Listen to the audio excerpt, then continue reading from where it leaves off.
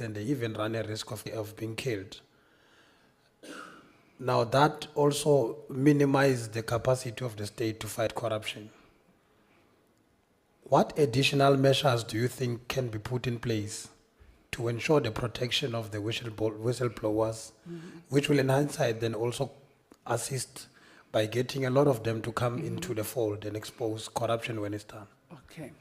Honorable, if you have to look at my questionnaire, it's one of the issues that I raised in that case. More instances, there has been situations where at the time when I was at the office, we were able to protect the whistleblowers in terms of losing their jobs. For instance, we had a case, a SASA case, where an employee was dismissed, but he got her job back. I can count about 3 or 4 instances where the office intervened and it lost. Then it comes to the question that you have mentioned in terms of protection of the whistleblowers, in terms of their lives, because we are a violent country.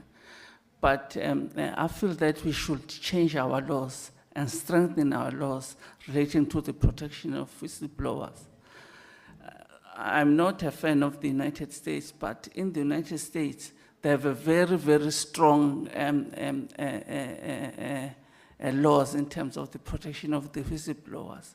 We have an instance where, maybe because it's a vast country, they can move these people to a number of states, but the most important thing, they can change the identity, the name, the ID number, and everything of a whistleblower, just to protect the whistleblower, of which we're still far from getting to it. So making those changes in our country, in fact, you will see that the most important cases on whistleblowing or on fighting corruption is when the wife is the whistleblower or a certain employee is the whistleblower.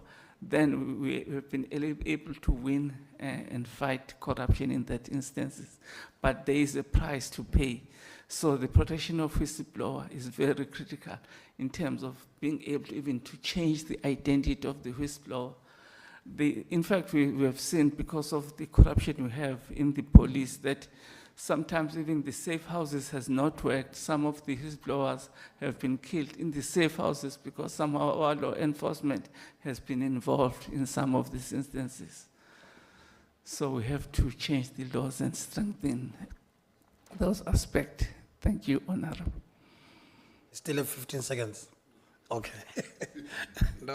No, thanks. You know, when I was laughing is because you are saying you are not a fan of the United States. Yes, you mentioned it twice now already. Of course, you were trying to make your point, which is acceptable. Now, you are in the interview not for the public protector, but for the deputy public protector. Yes. We have spoken about how the public protector has been able to make the office to make the office to be visible, of course, working with the team and so forth.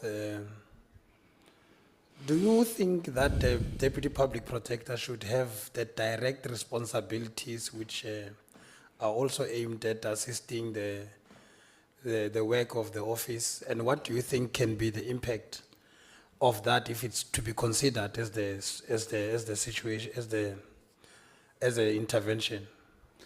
I would not like to have such intervention because, to use the term that has been, we may have a situation where we unintentionally create 2 centers of power.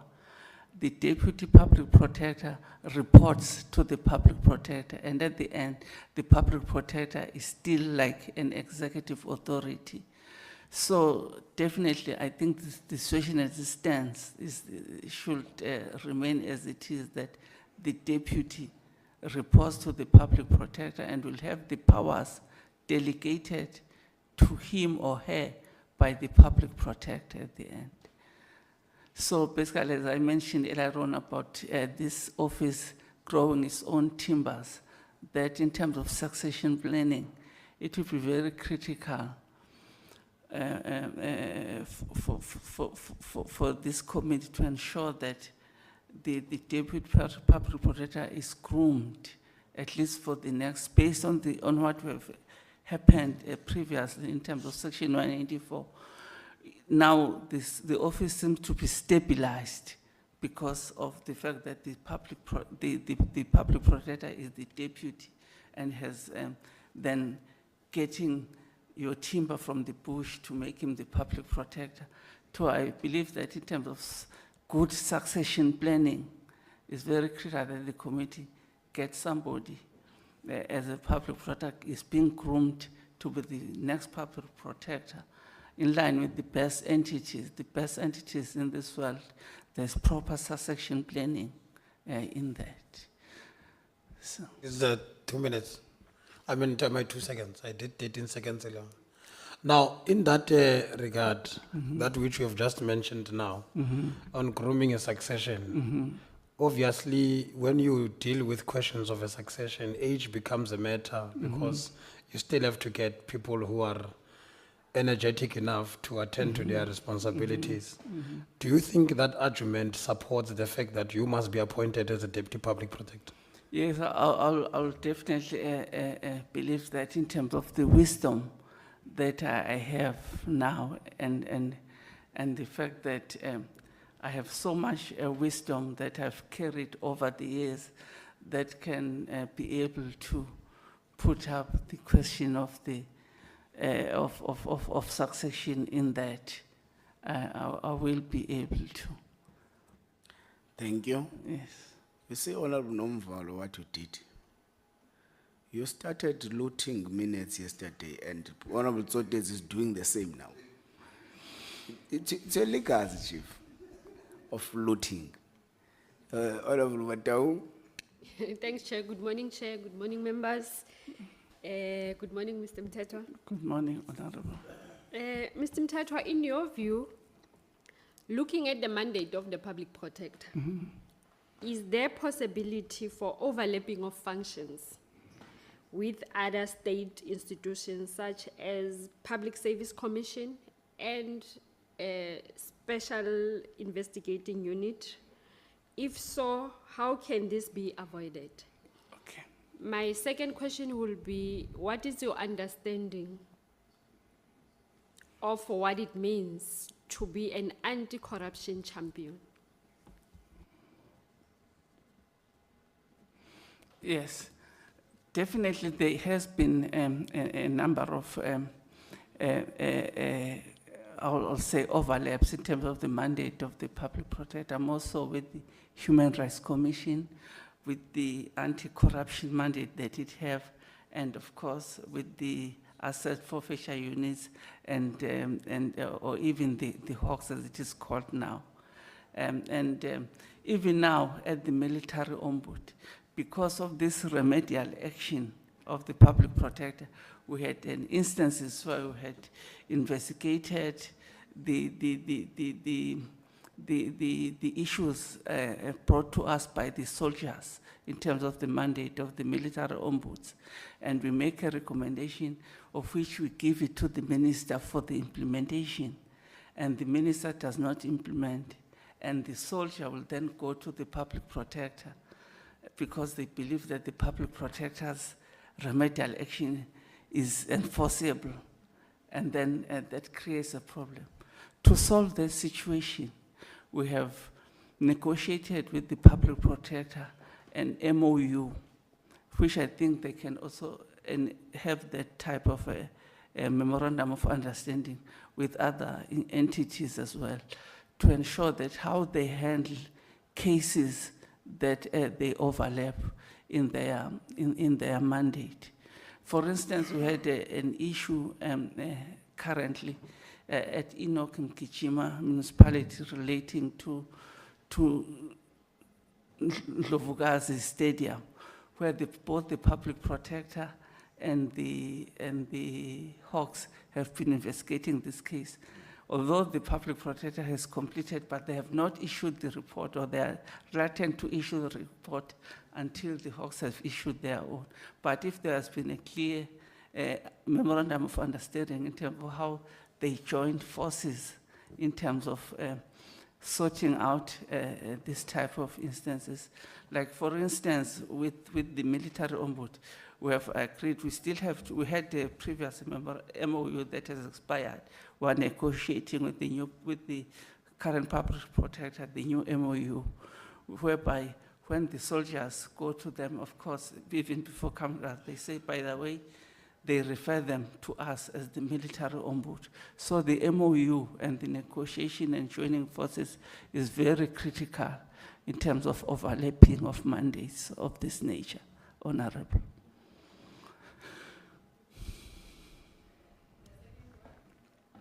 What was the second one? Being an anti-corruption buster.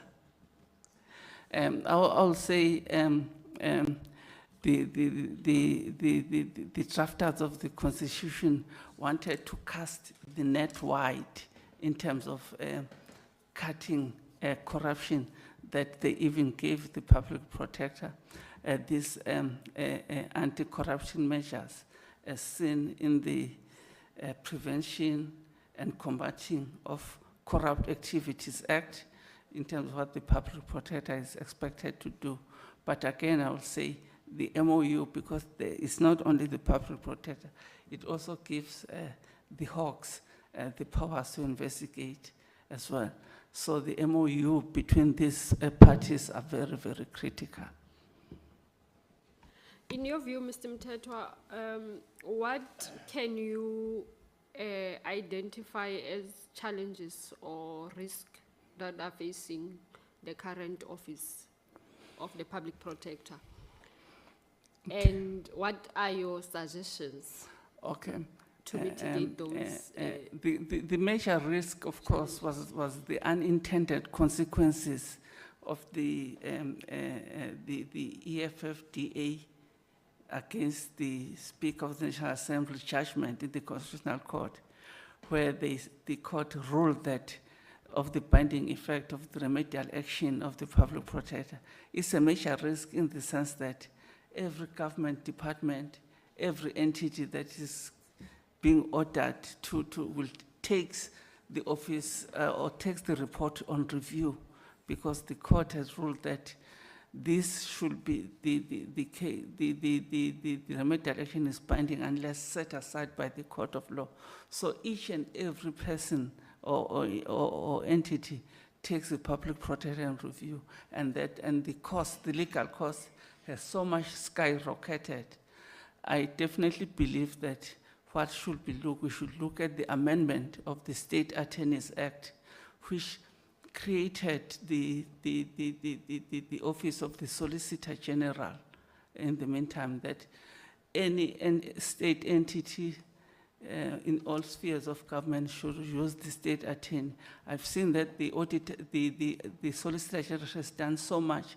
So we have seen some of the bad state attorneys being moved away, and then to ensure that the costs are reduced, somehow we rely on the state attorney to defend those actions, and we create within the office, more so in the Pretoria office of the state attorney, we create a specialized unit, constitutional unit within the office of the state attorney, which of course this house, this committee can be able to ask the Solicitor General if he presents to create that. Sometimes the public protector will definitely brief one counsel every time because they think he's a constitutional expert in that particular case. But in the case of the public protector, they have come up with a list of attorneys and advocates that they present them. But if we're to run the state attorney, we have people employed by the state to protect the office and to ensure that we rely on them. If I may mention another thing, I know we have not counted these questions, but at the time when I feel that I should, okay. Okay, I'm not cutting you. I'm trying to save my 2 seconds that is left. My last question will be, how can Where did the you get public these 2 protector... minutes you're saying it's left? Oh, okay. My time is finished. Okay, now you can proceed. Take the last question. All right. Thanks, Chair. How can the Public Protector South Africa work more proactive to ensure that good governance is implemented or enforced through the public service? I believe that the good governance through the public places should rest around the current government initiative of professionalizing the public service. If you look at, I'll mention our former colonial powers, like in the United Kingdom, they've professionalized the public services, whether it's the Conservative Party that is in power, the Labour Party, the public service remains intact because they're regarded as public servants. Here, when there's been a change of government, the first thing that people want, that the political parties, is to remove the DG to put their own. Definitely that, or sometimes the DG knows that in a year's time, I will definitely be out of work. And then what happens is that there's corruption going on because the public service is not professionalized.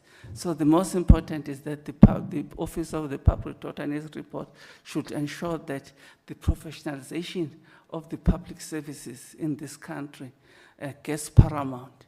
That will ensure that at least you have public servants who are career public servants, that will definitely not depend on their political powers. So that's very, very critical. In America, it's different because the economy in that country, and I've already said I'm not the fan, but the economy in that country can adopt to find that when the Democratic takes over from the Republican, they can change the entire legal services, including the Chief Justice at will, because of course the economy can absorb. But I still believe that the UK system for us is more critical. They always say that a public servant in that country belongs to the crown, is an employee of the crown, so it's untouchable.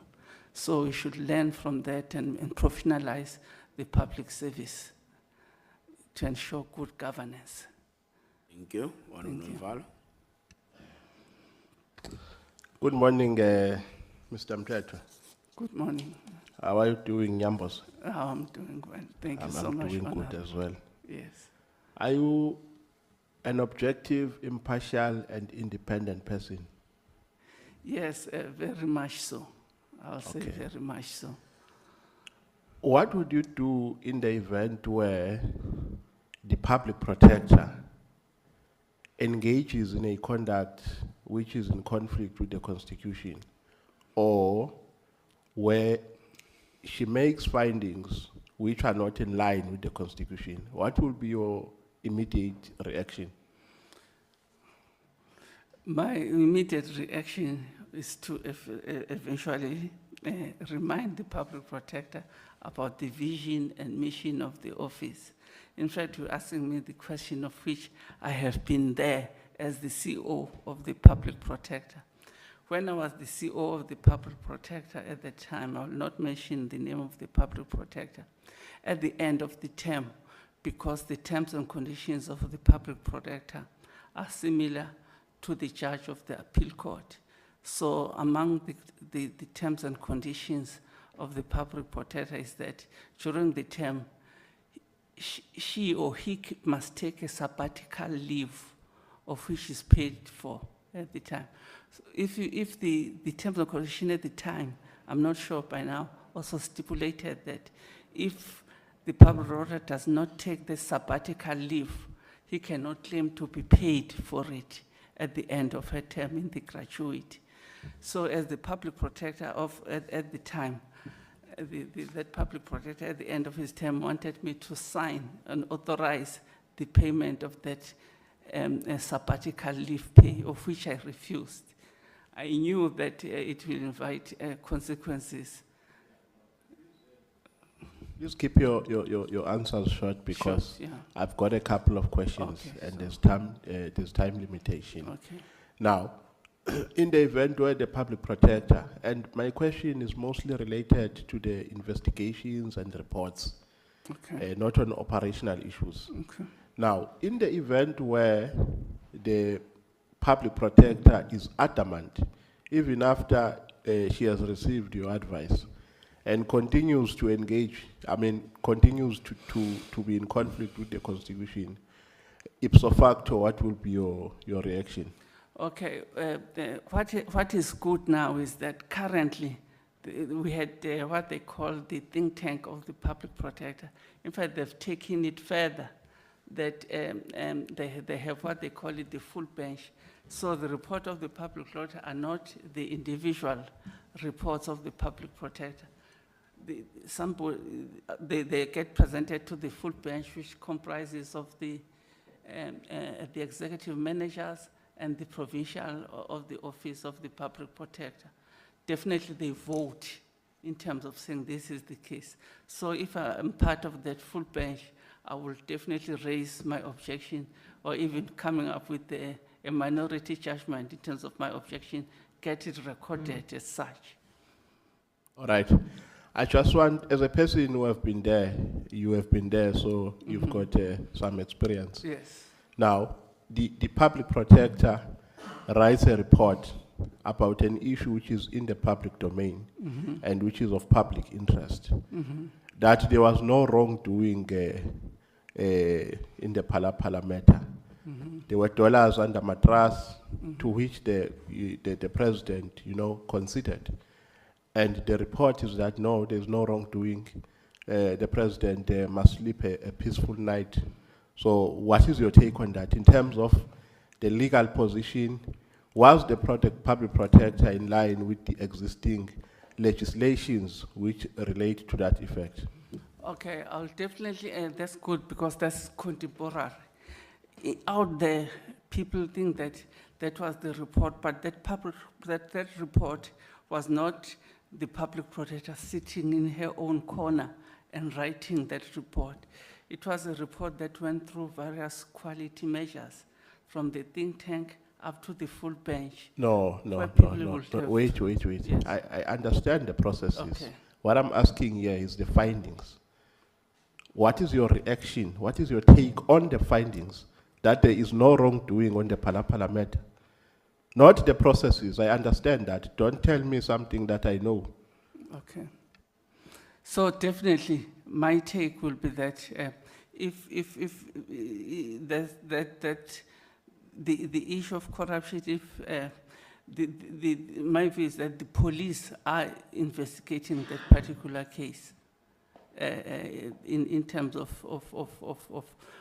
whether there has been wrongdoing in terms of the dollars that were found in the office of the public protector. No, Dr. Mtetu, you are Yes. not doing justice to my question. I'm not asking about the police. I'm asking about the findings which were made by the public protector, that there is no wrongdoing on the Pala's issue. What is your take on? Are you scared of being objective? No, I am being objective. I'm saying that obviously the complaint that the public protector looked at was the issue of any wrongdoing on the part of the president. But what happened was that the police reported the matter, and then there's been issues where the people have been charged in terms of that robbery. Well, I think we're not making any progress on this one. Yeah, And my and your conclusion time is is that we are up. being evasive. Then the last question, I see in your interview that you were once the chief executive officer in the public protector's office. Yes. How many investigations were assigned to you? In fact, as the chief executive officer, I'm involved more on the operational aspect of the office in terms of the PFMA and everything. But I will definitely sit in some of the investigation and the think tanks and to show this. So you've never conducted any investigation? Personal, not myself, but in terms of the quality assurance, yes. So Maybe you it's should never explain. conducted Sorry, any- sorry, Mr. Nomvalo, your time is up. You've been abusing this time thing. Maybe it's important that you explain that are CEOs involved in net investigations? Just to be fair to the question of Honorable Nomvalo. Mr. Mteto. Thank you, Honorable, for your protection. Basically, what's the mandate of the public, of the chief executive is in line with the PFMA to ensure that there is a clean audit report and that the resources are provided to the office. But with my background as an attorney and everything, I'll definitely sit in some of the quality assurances of the reports to see to it that is it in line with the mandate of the office? Is the investigator not going astray in terms of not following the mandate in there? Okay, thank you. All right, thank you very much. Thank you, Mr. Nomvalo. Let's go to the quality assurance Yes. part. Let's go back to Palapal. I want us to go back to Palapal. Yes. Does the Public Protector South Africa have jurisdiction over private matters? It depends. For instance, if the complaint, for instance, in terms of the Members' Ethics Act,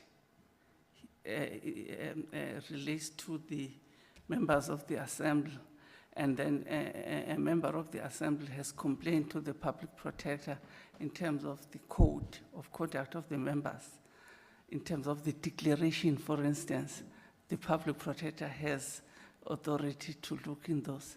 In that instance, yes, if there's been a complaint by a member of the National Assembly in terms of the code that there were this man that was not declared in Parliament by executive, yes, the Public Protector has the mandate in terms of those matters. So it is your submission that the report of the Public Protector in relation to the Palapala matter is a matter not related to fraud, corruption, money laundering and stuff, but it's a matter relating to the Executive Ethics Act.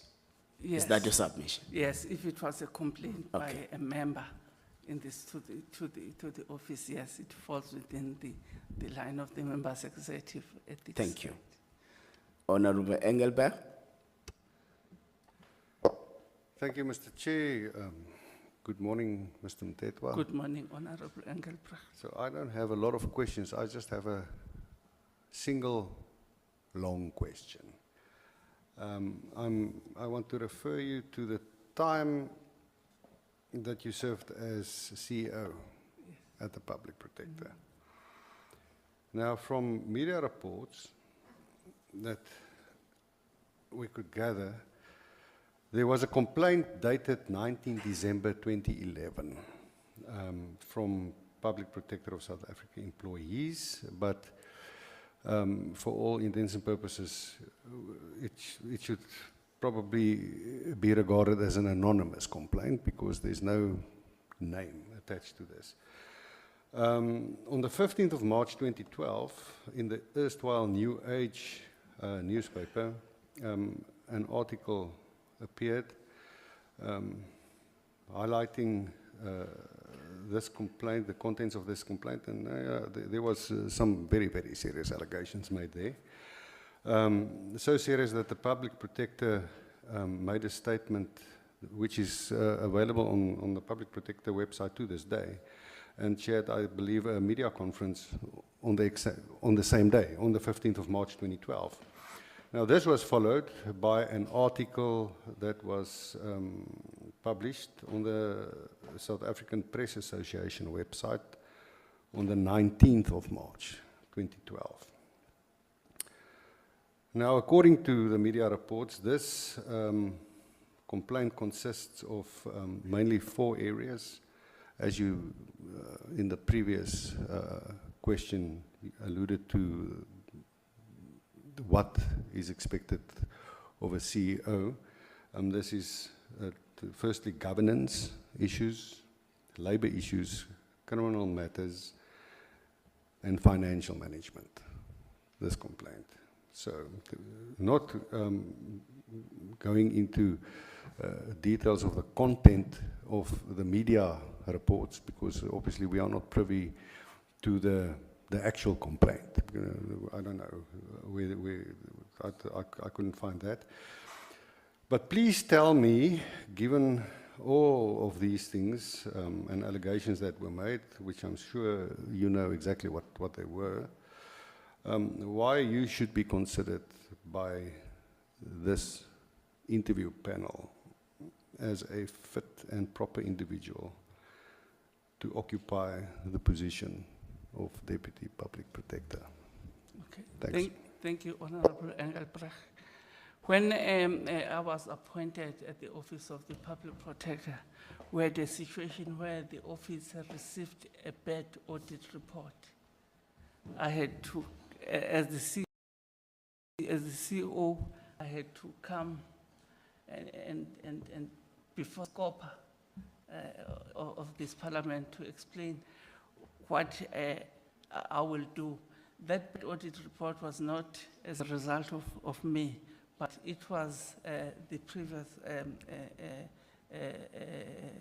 operational or whatever the case. But because of the unpleasant situation in the appearance of the public protector, I indicated to them that I have a plan. It related to the asset register that the auditor found that were not in place. So I made sure that within a year of me having been appointed, that I clear, and I made it quite clear that I made it sure that we don't get that qualification again, of which we didn't. By the time I presented to the office of my annual report here, we had got an unqualified audit, of which it was the case going forward. And when I had left, eventually, the public protector eventually got a clean audit. I understand now that it has regressed again, of which pains me, having started the situation of making sure that because the public protector should lead by an example in terms of ensuring that we have good, clean corporate governance. Now that is regressing. It pains me again. So as I was preparing, I had to find out again, what is it that has caused it to regret? And I came to the conclusion that the issue of the appointment of attorneys is an issue that has made it to regress again. Hence, I came here and said that the issue of the Solicitor General and the use of the state attorney is what we should in fact look at it, instead of keeping our own and keep on briefing same attorneys time and again. And I say to Honorable Engelbrecht, because of the background I have on the public protector, then I should be able to be appointed to this position.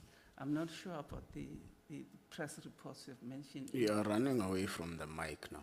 I cannot answer those unless I know what were the allegations. If they relate to me, I can answer them. But if they're general, I can't remember what were those.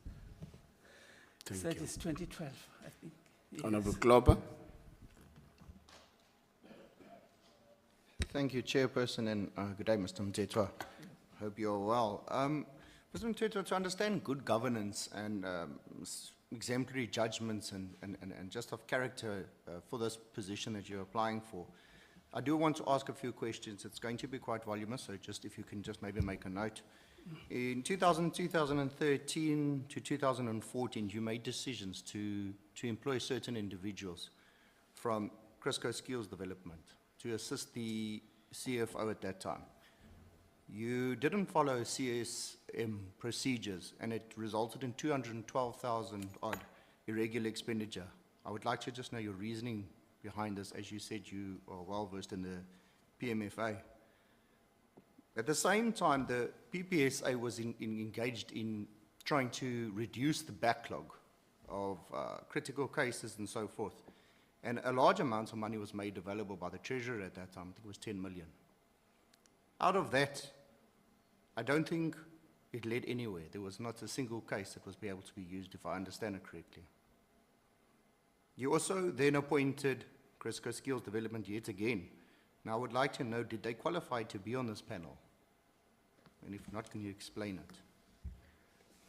I would like to go further and to understand that there was also written off debt of 13.6 million. Nambiti Technologies that created software and that never met the PPSA standards, and that money was written off. So I just want to understand your reasoning in the appointments and so forth. The last two questions I have, I'd just like to understand something, because I did read through your application and also reading through media reports and so forth and doing our investigation. You were placed under investigation by SALGO, if I understand correctly, and correct me if I'm wrong. You were also then suspended, according to the same media reports from the PPSA, under Lawrence, I think. I'm not sure why you didn't disclose this in this. And maybe, as I said, maybe I do understand it incorrectly, and you can correct me. And then I would just like to know, lastly, why your contract as Ombudsman was terminated at UKZN. If you could just explain that to me. Thank you very much. Okay. With regard to the question that you raised at the public protector, you mentioned Lawrence Mushwana. At the time, in my case here, I mentioned the issue of the Honorable Gloper of the sabbatical leave, of which I mentioned that in terms of the public protector payments, in terms of the, I would say it's the terms and conditions of the appointment of the public protector, that the public protector has to take the sabbatical leave. In that case, Lawrence Mushwana had not taken that leave, and he wanted me to sign for him to be paid for that leave, of which I refused. In terms of the PFA as an accounting officer, if you face with such a situation, you have to ask the executive authority to give that instruction in writing, and then I have to give it to the Auditor General before I act, of which it did not happen. And what eventually happened, he suspended me and appointed somebody to act, to actually sign that that payment. I think it was one day, and the new public protector came in and reinstated me. And the reason I did not disclose that is because you suspend a person with a view of ensuring that there's a disciplinary action. There was no disciplinary action. The new public protector reinstated me within that day. And more important for this House, that sabbatical leave payment that was paid back was paid to that public protector you just mentioned, was actually deducted by the Auditor General, and the money was paid back to the fiscus. I actually, by being independent and impartial, and even putting my job on the line in order to do the best, I did that without fear, favor, or prejudice, because I had confidence in the legal system of this country. I didn't have to go to court. It took the new public protector to see that I had to be reinstated, and nothing was, I then finished my term at the office of the public protector. You also asked about the UKZN. I actually resigned from the UKZN because at the time there was COVID. In fact, the reason I applied for that job, I felt that Judge Yakub, Judge Paslanga were there. But when I was in there, it was, you had to bill the university in terms of the work that you have done. And then during COVID, there was no work that was coming through. Then I formally resigned at the university, and then took over and came to the military ombuds. Thank you. Do I have time? I don't know. You can do the last one. I just want to find out, are you saying that you were not investigated by SALGO? At SALGO, again, I resigned in that instances when I had, because I had to got a job from the, I think it was the Department of Minerals and Energy in that particular instance. So you're saying no? Yeah, no, yes. Thank you. Thank you. A quick follow-up. Yes, You resigned from UKZN, yes, you resigned from SALGA, yes. you resigned from the Public Protector South Africa. Public Process South Africa, I completed my 5-year term. You didn't resign. No. Okay. Did you make your research when come here? Beg your pardon, Honorable. Did you research? The what? Did you research? Did I research? In your way of preparing for the interviews, did you research? Yes, I did. I did. Okay. What is the budget of the Public Protector South Africa in the financial year 2024-2025? Yes. What is the budget? We want the exact amount. I did research, but I didn't look at the budget now, but I looked at the regression in terms of the of qualification, not on the money. Let's leave the audit opinion. Yes. We're audit talking about the opinion. budget Yes. that is passed by Parliament. Yes. So let's take it that you don't know the budget of the Public Protector South Africa for the financial year 2024-2025. Let's go to the second question. Okay. What is your understanding of the fit and the proper person? And why do you think that you are a fit and a proper person? My understanding of the fit and the proper person is that it's a person that is beyond reproach. And Honorable Mwala, I think I am that person, that I'm fit and proper in terms of being a deputy public protector. Okay. What is your understanding of the rule of law? Of the The role of law. role of Rule of law. law. Law, umthetho. Oh, the Nyambosa. rule of law. Okay. Yeah. Okay. The rule of law. Okay. What is your understanding of the concept, the rule of law? The concept of the rule of law relates to the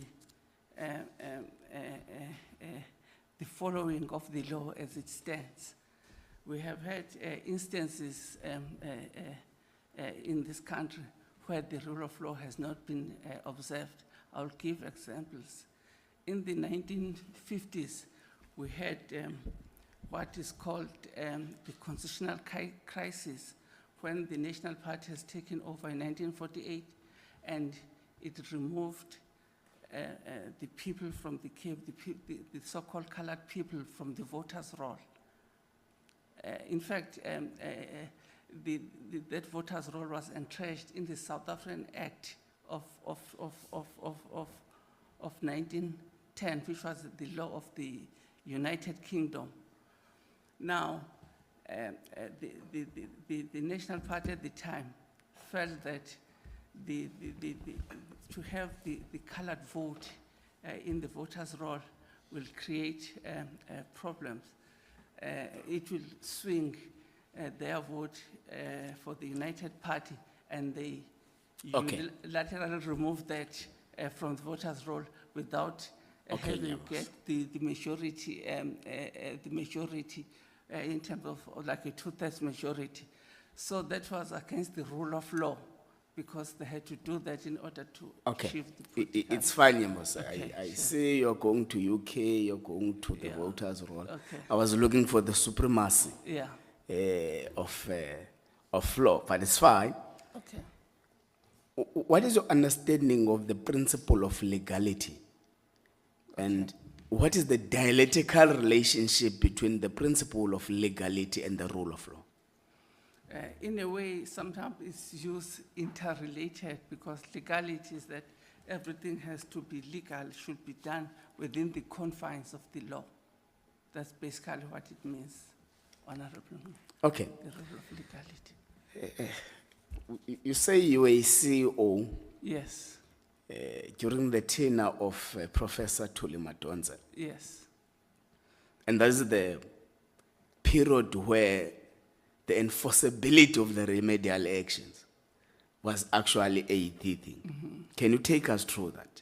Yesterday we had the Human Rights Commission, Yeah. and we have made an example of the Public Protector of South Africa and enforceability of its remedial actions and how it came about. Can you take us through that? Yes, let me take you through that. First of all, let's go through to the issue of the ombudsmanship, where it started roundabout in Sweden. It's a term that came from the Scandinavian countries in Sweden.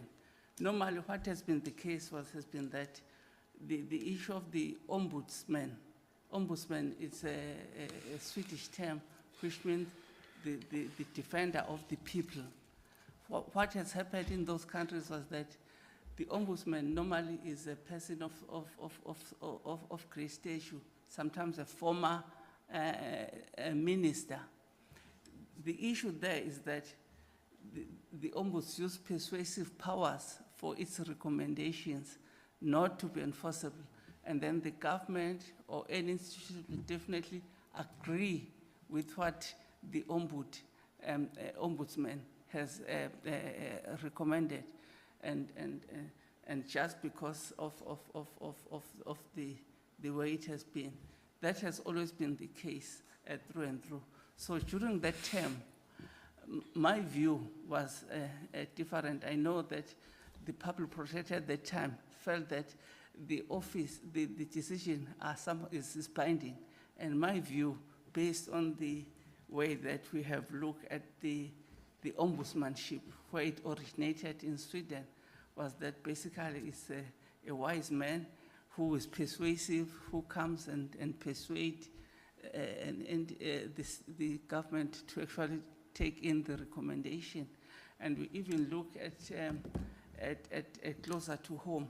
Among the vendor-speaking people in South Africa, we had the issue of Makadzi. Makadzi was like an advisor to the king, who will definitely advise and tell the king that your people are not happy with this and this and this, so please correct this, which was being the case. But then I will then go back to the issue of the certification.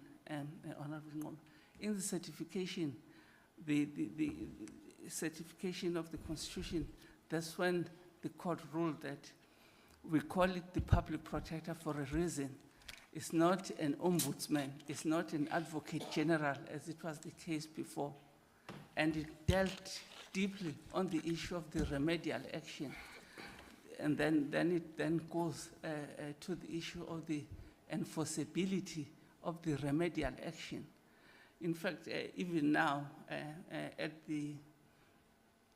as we look at the African Ombudsman and mediation, they are more interested to know how come is the ombuds decision in South Africa binding in terms of its decision. But the issue is that our constitution is captured differently from any other in terms of that remedial action. The court, the majority judgment in that court was of the view that the remedial action is in fact binding until Which case was that, Nyembos? That I'm At least you're coming back now. Yeah, I heard you were in Sweden, you went to UK. I don't want to Which case was that? I don't that want to- cemented I don't the want- enforceability I don't- of the remedial actions. Yes, Which Honorable. case is it?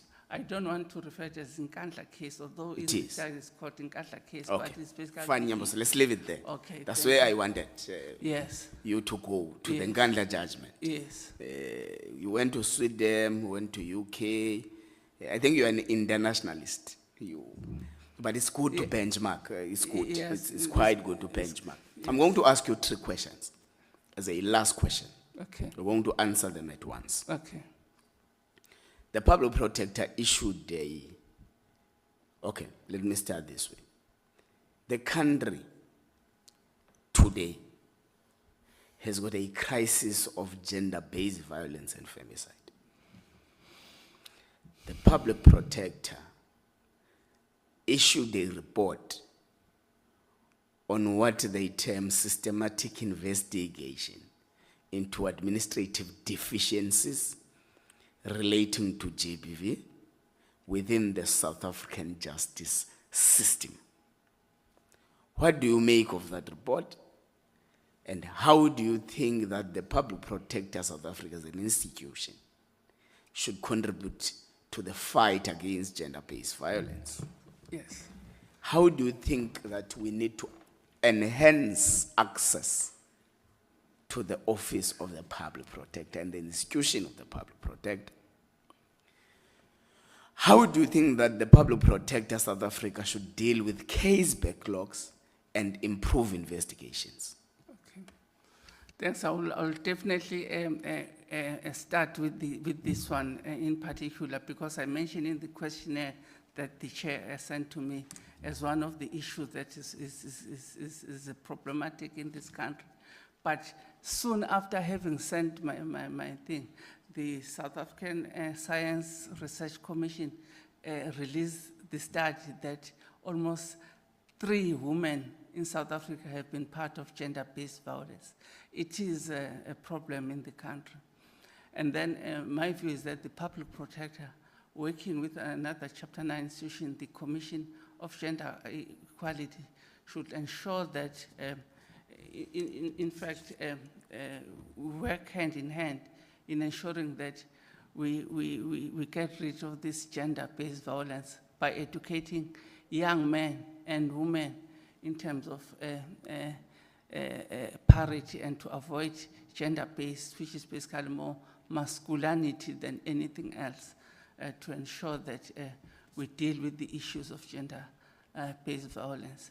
We have found that in some instances, the doctors that treat the women that have been injured during home-based gender violence, and the women don't even go and report that. And I've said that we should amend the legislation that even at the treatment at hospital or at clinics, the medical practitioners should be forced to report to the police the gender-based violence that comes to the hospital in order to deal with this. So the Public Protector definitely has to make recommendation in terms of the legislation to counter gender-based violence going forward. We had an instances where a neighbor, there was a duty even on the neighbor to report the issue of gender-based violence that he hears happening on the site, but that has not been being followed. So I raised the issue of reporting gender-based violence in that instances. In my questionnaire, Honorable Mola, I even mentioned that we have instances where it happens at home, and we find out that eventually the victim of gender-based goes and withdraws that case, although we have done so much in terms of protection orders, but within those closed doors, the police are not there. It happens. And then we find out that the cases are withdrawn. I've made a suggestion that one of the things is the amendment of the law to ensure that once a gender-based case has been opened, the victim should not be able to withdraw the case except with the permission of the National Director of Public Prosecution. And it's one of the things that the Public Protector needs to recommend and show on the amendments to deal with it, because that's what we see in there.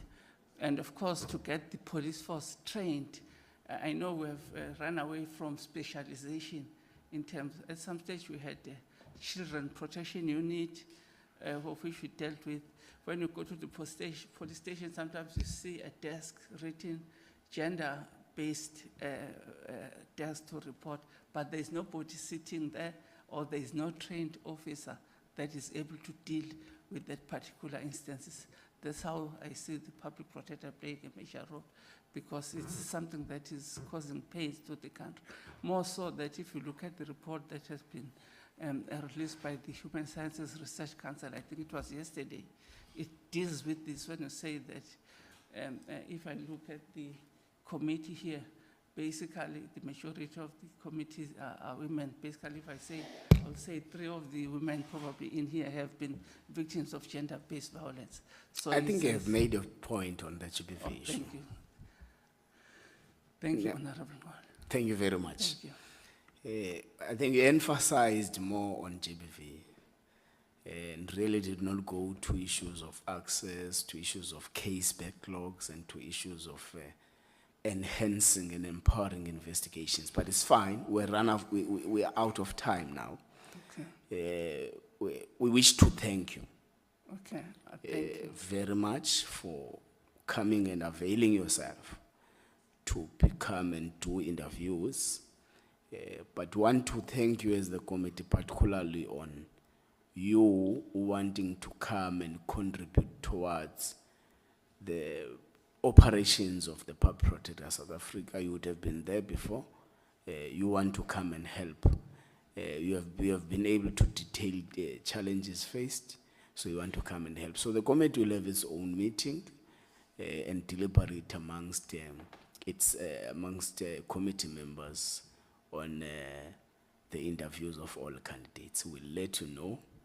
Thank you very much, Mr. Mtetwa, and we wish you a safe travel back home.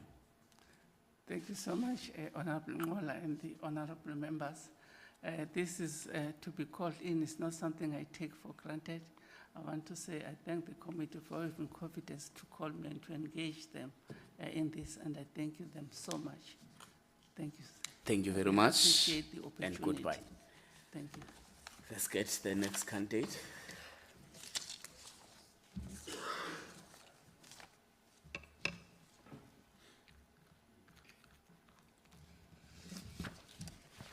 Honorable Mvalo. No, Chair, I just want to raise one issue.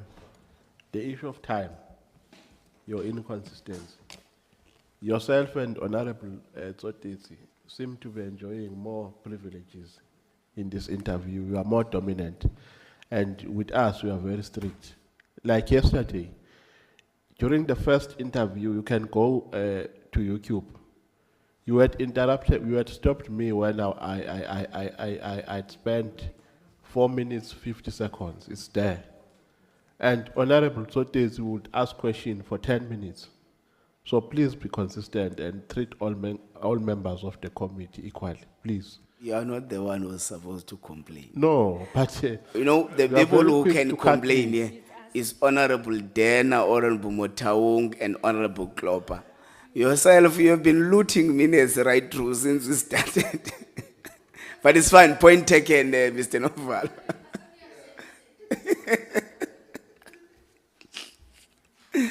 Yeah, and that one of Tsotesi is following you on the looting arrangement.